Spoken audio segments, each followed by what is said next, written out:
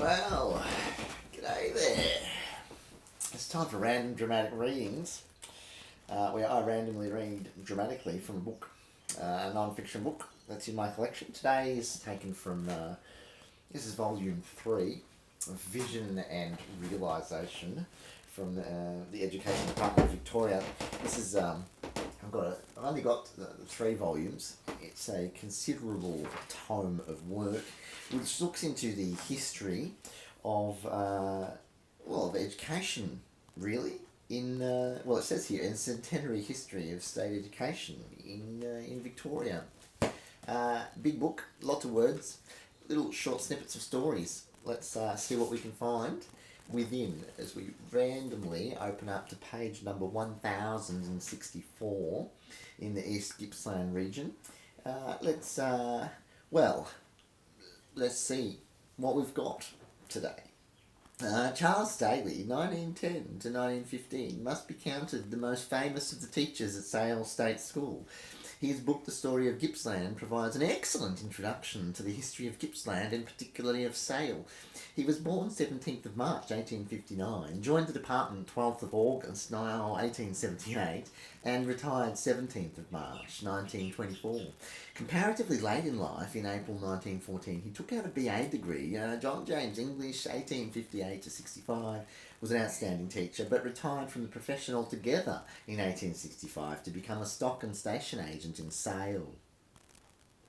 For years, he was a prominent Sale citizen.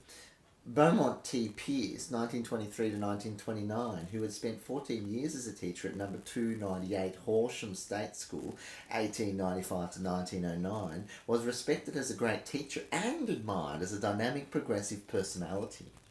We learn from the Gippsland Times of January 1872 that the staff in that year included Samuel McBurney, A.B. Thompson, Miss Stanley, Mrs. Carpenter, and 2 pupil teachers, Miss M. Baker and E. Weaver.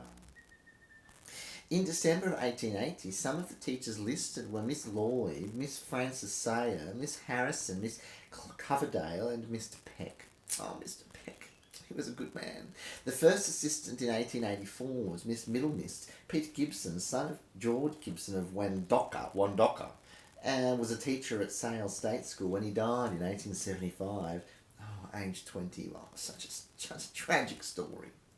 There were 483 pupils enrolled at the school in 1873 by Ivan T. Madden and Gordon Murdoch. 596 Stratford.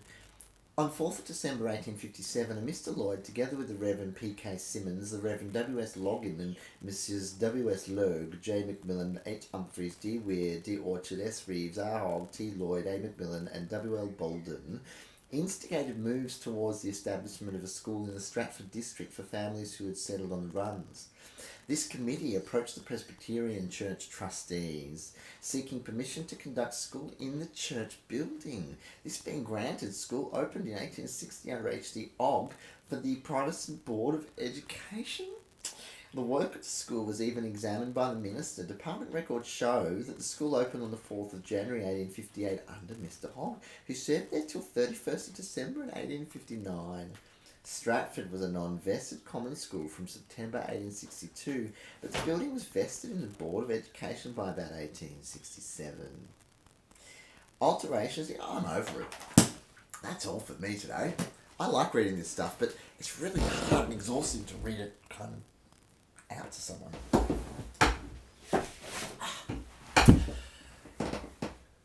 I hope you have a wonderful day.